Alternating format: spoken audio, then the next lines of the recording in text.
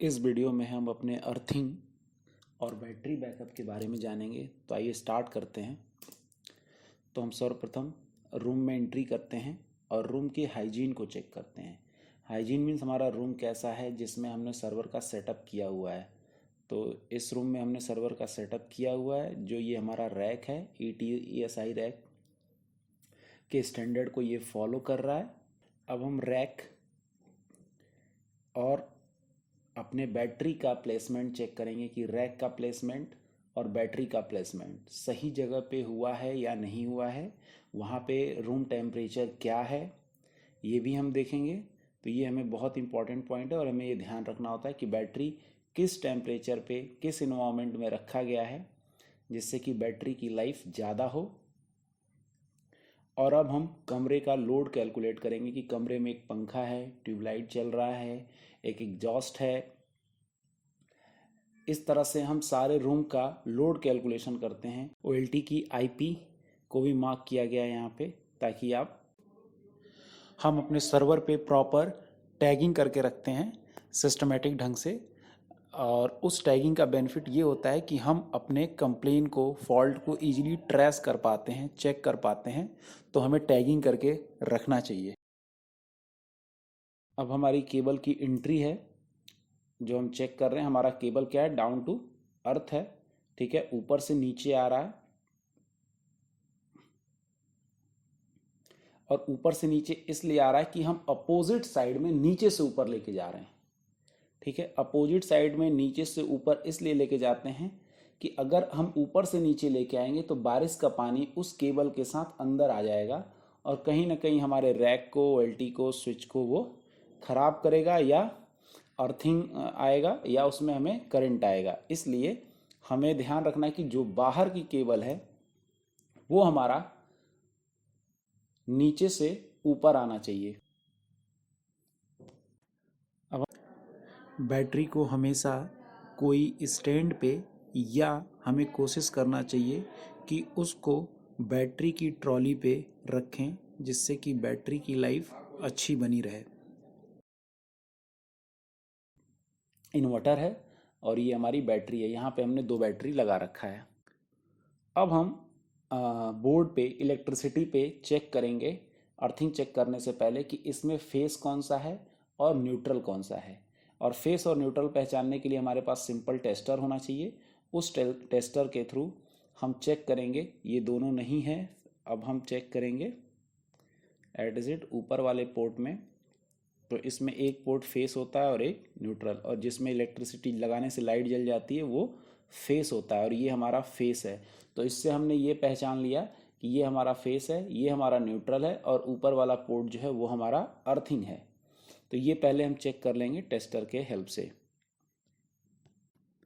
अब हम उस इलेक्ट्रिक बोर्ड की जिस पे हमने अभी टेस्टर से चेक किया है फेस और अर्थिंग, उसी पे अब हम वोल्टेज चेक करेंगे कि हमारा वोल्टेज उस पर प्रॉपर है या नहीं है, अर्थिंग प्रॉपर हमारा उस पर है या नहीं है। तो हम रेड वाले को फेस में और ब्लैक वाले को न्यूट्रल में लगाते हैं और हम चेक करेंगे अपने मल्टीमीटर पे कि हमें क्या वोल्टेज मिल रहा है। उसको रेगुलेटर से हम सेट कर लेते हैं और यहाँ पे हमें जो वोल्टेज मिलना चाहिए वो 230, 240 या 220 इंडिया स्टैंडर्ड पे होना चाहिए। और हमें यहाँ पे 240 मिलेगा। अभी हमारा ये प्रॉपर सेट नहीं हो रहा है।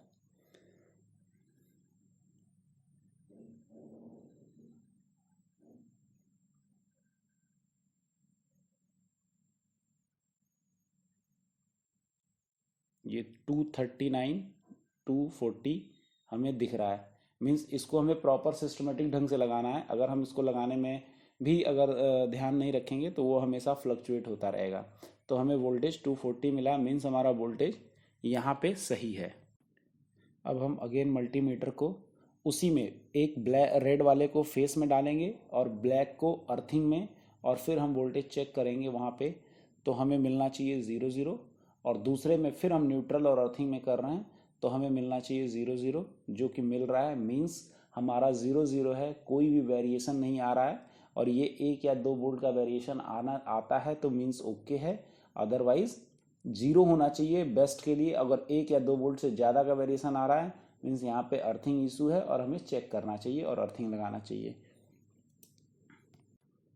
अब हम साइड रैक से अपने रैक की अर्थिंग चेक करेंगे कि हमने जो अर्थ उसमें लगाया हुआ है वो प्रॉपर है या नहीं है। ये हमने रैक के साइड रैक के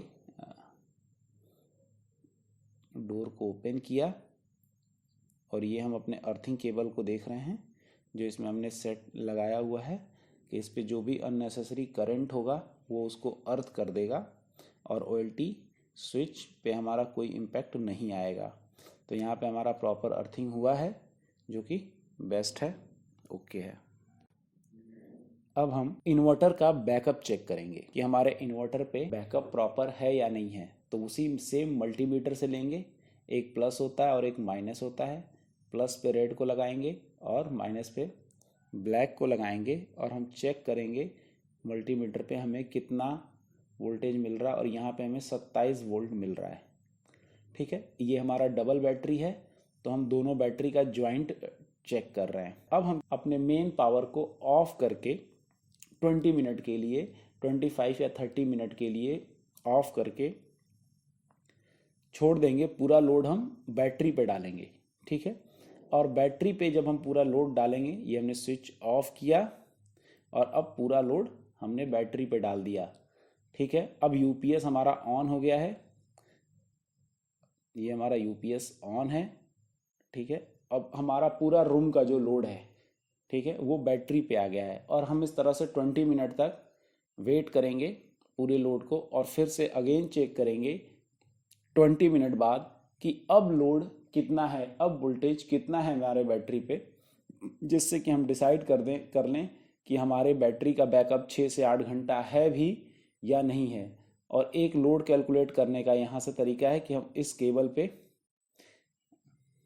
ये क्लैंप किया हमने, क्लैंप मल्टीमीटर से, और यहाँ पे हमें जो लोड मिल रहा है वो है 1.7 एम्पियर का। ये हमने लोड कैलकुलेट कर लिया है, देख लिया एक टाइम। अब आफ्टर 20 मिनट हम अगेन चेक करेंगे।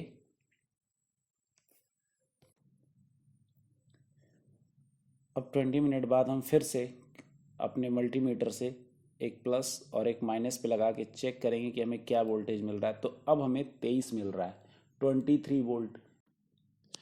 वोल्टेज का वेरिएशन अब हमें क्या मिल रहा है, 4 वोल्ट का मिल रहा है। मीन्स पहले 27 था और अब 23 है, मीन्स कम है। पहले 27 था, अब 23 है, तो इसमें 4 वोल्ट कम हो गया है। तो कम होना हमारे बैटरी के लिए अच्छा नहीं है और 4 वोल्ट बहुत ही मैक्सिमम वेरिएशन है। तो हमें यहाँ पे बैटरी ज़्यादा बैकअप नहीं दे पाएगा।